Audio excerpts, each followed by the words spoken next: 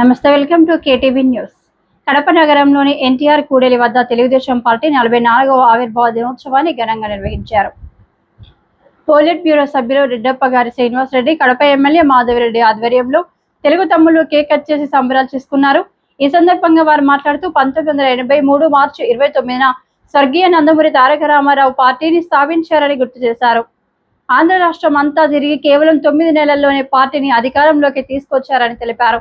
ఎన్టీఆర్ అనేక మంది రాజకీయ నాయకులకు ఆదర్శంగా నిలిచారని కొనియాడారు. తర్వాత చంద్రబాబు నాయుడు పార్టీని మరింత పటిష్టం చేసి బడుగు బలహీన వర్గాలకు అండగా నిలిచారని పేర్కొన్నారు. ఈ కార్యక్రమంలో సీనియర్ నాయకులు గోవర్ధన్ రెడ్డి, హరిప్రసాద్, దుర్గాప్రసాద్ పాల్గొన్నారు. మైనార్టీ నాయకులు పెద్ద సంఖ్యలో తెలుగు తమ్ముళ్లు పాల్గొని ఉత్సాహంగా వేడుకలు జరుపుకున్నారు.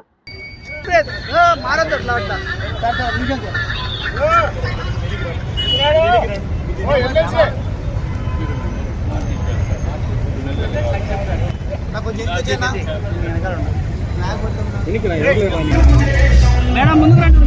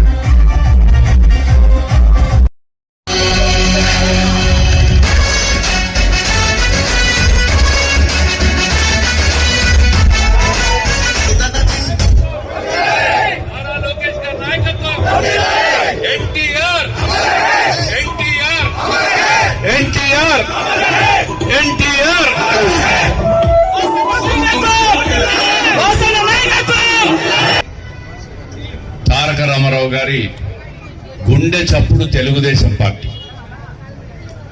మార్చి 29 దీంట్లో 0.5% ఉన్న చిన్న ఎమ్మెల్యే క్వార్టర్స్ లో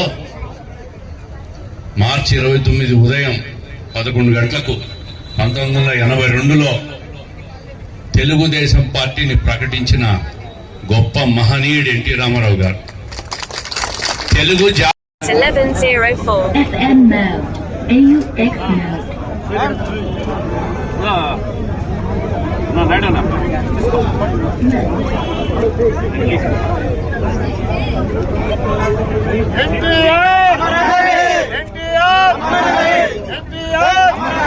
తెలుగుదేశం పార్టీ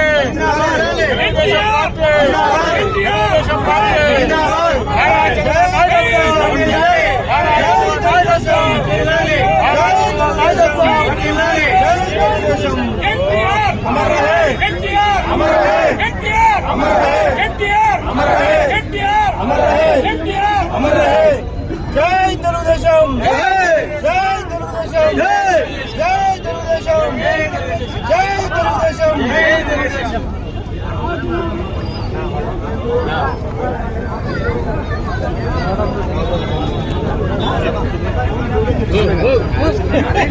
పోనీ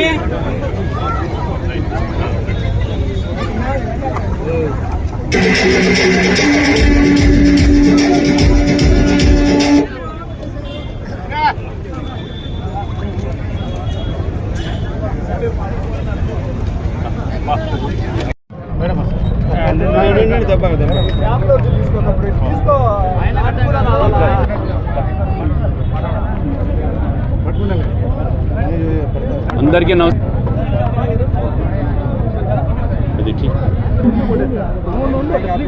తెలుగుదేశం పార్టీ 44వ ఆవిర్భావ దినోత్సవం కడప నగరంలో ఎన్టీఆర్ కూడల్లో జెండా ఆవిష్కరించి తెలుగు జాతి ఆత్మగౌరవం అనే నినాదంతో ప్రజల గుండె చప్పుడుకు తాకి తెలుగుదేశం పార్టీని స్థాపించిన గొప్ప మహనీయుడు కీర్తిశేషులు నందమూరి తారక రామారావు గారికి తెలుగుదేశం పార్టీ కుటుంబ సభ్యులైన మేమందరం ఈరోజు ఘనమైన నివాళులు అర్పించాం.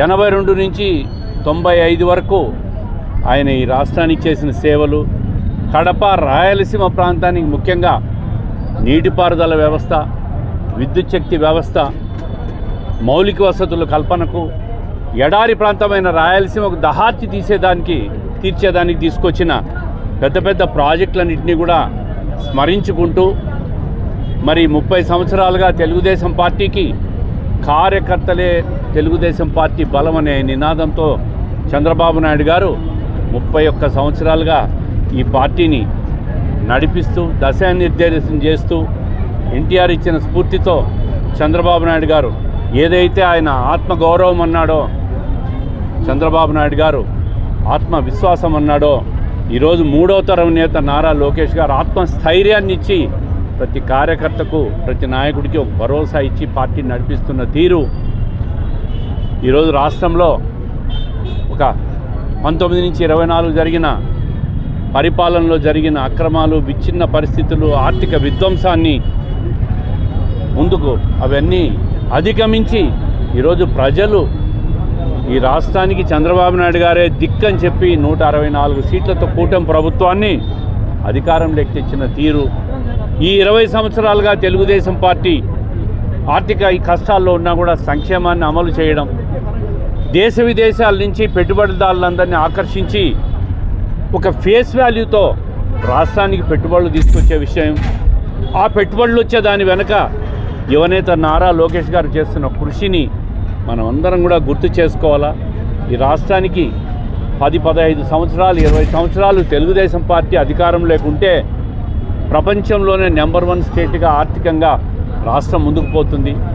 పేద ప్రజలందరికీ కూడా అన్ని రకాలుగా కూడా లక్షాధికారులు కావాలనే ఒక గొప్ప ఆశయంతో పనిచేస్తున్న ముఖ్యమంత్రి గారికి, అదేవిధంగా యువనేత నారా లోకేష్ గారికి ప్రతి కార్యకర్త కూడా అభివందనం చేస్తూ మరి కీర్తిశేషుల అన్నగారు ఎన్టీఆర్ గారు పార్టీ స్థాపించిన ఈ తెలుగుదేశం పార్టీని సూర్యచంద్రులు ఉన్నంత వరకు ఈ తెలుగుదేశం పార్టీని ఎవరు ఏమీ చేయలేరు.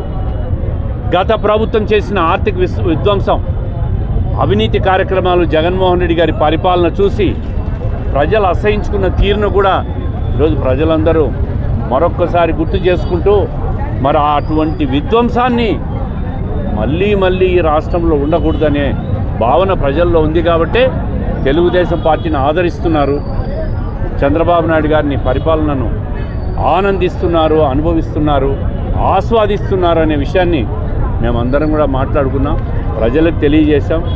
ఎన్టీఆర్ గారికి ఘనమైన నివాళులు అర్పిస్తూ ఘనంగా 44వ పార్టీ ఆవిర్భావ దినోత్సవాన్ని కడప నగరంలో ఎన్టీఆర్ కూడల్లో జరుపుకున్నాం. ప్రతి కార్యకర్తకు, ప్రతి నాయకుడికి, ప్రతి తెలుగుదేశం పార్టీ కుటుంబ సభ్యుడికి శుభాకాంక్షలు తెలియజేస్తున్నాం. తెలుగుదేశం పార్టీ ఆవిర్భావ దినోత్సవం సందర్భంగా తెలుగుదేశం పార్టీ కుటుంబ సభ్యులందరికీ శుభాకాంక్షలు తెలియజేసుకుంటున్నాను. కడప నియోజకవర్గంలోని తెలుగుదేశం పార్టీ కుటుంబ సభ్యులకు అందరికీ మరీ శుభాకాంక్షలు తెలియజేసుకుంటున్నాను. సంక్షేమమే తొలి ఎజెండాగా తెలుగుదేశం పార్టీ పుట్టింది. బలుగు బలహీన వర్గాల అభ్యున్నతి కోసం, సమాన అవకాశాల కోసం పుట్టిన పార్టీ తెలుగుదేశం పార్టీ.